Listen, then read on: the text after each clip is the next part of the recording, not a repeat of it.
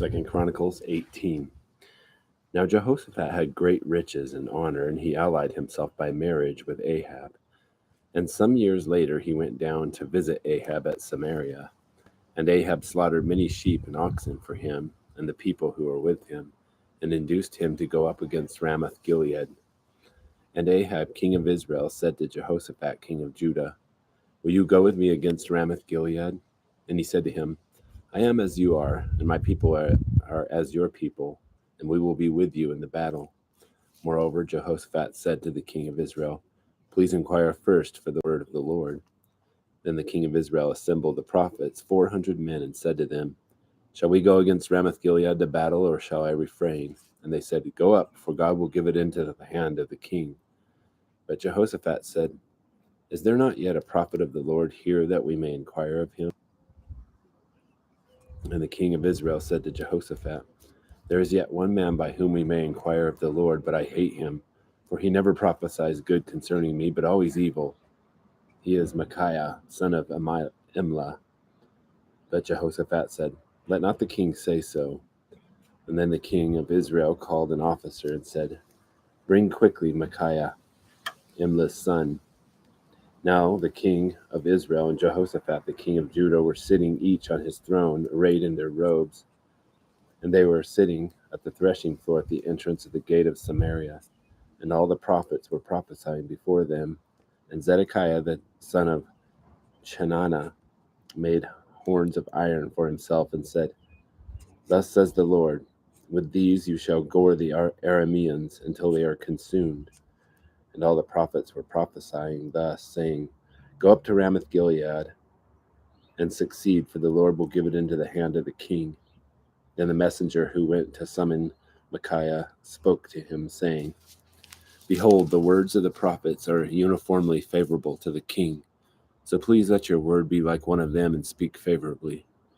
But Micaiah said, "As the Lord lives, what my God says, that I will speak." And when he came to the king said to him, "Micaiah, shall we go to Ramoth Gilead to battle, or shall I refrain?" And he said, "Go up and succeed, for they will be given into your hand."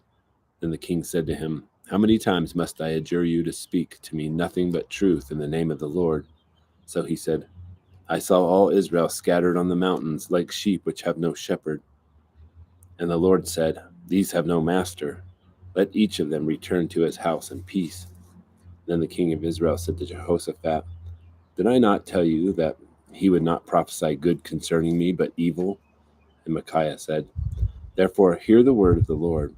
I saw the Lord sitting on his throne, and all the hosts of heaven standing on his right and on his left. And the Lord said, Who will entice Ahab king of Israel to go up and fall at Ramoth Gilead?" And one said this, while another said that. And then a spirit came forward and stood before the Lord and said, "I will entice him." And the Lord said to him, "How?" And he said, "I will go and be a deceiving spirit in the mouth of all his prophets." And then he said, "You are to entice him and prevail also. Go and do so. Now therefore the Lord has put a deceiving spirit in the mouth of these your prophets, for the Lord has proclaimed disaster against you." Then Zedekiah the son of Chenaanah came near and struck Micaiah on the cheek and said, "How did the Spirit of the Lord pass from me to speak to you?" And Micaiah said, "Behold, you shall see on that day when you enter the inner room to hide yourself." And then the king of Israel said, "Take Micaiah and return him to Ammon, the governor of the city, and Joash the king's son, and say, Thus says the king, put this man in prison and feed him sparingly with bread and water until I return safely." And Micaiah said, "If you indeed return safely, the Lord has not spoken by me." And he said, "Listen, all you people." So the king of Israel and Jehoshaphat, king of Judah, went up against Ramoth Gilead. And the king of Israel said to Jehoshaphat, "I will disguise myself and go into battle, but you put on your robes." So the king of Israel disguised himself, and they went into battle. Now the king of Aram had commanded the captains of his chariots, saying, "Do not fight with small or great, but with the king of Israel alone." So it came about when the captains of the chariots saw Jehoshaphat that they said, "It is the king of Israel," and they turned aside to fight against him. But Jehoshaphat cried out, and the Lord helped him. and God diverted them from him.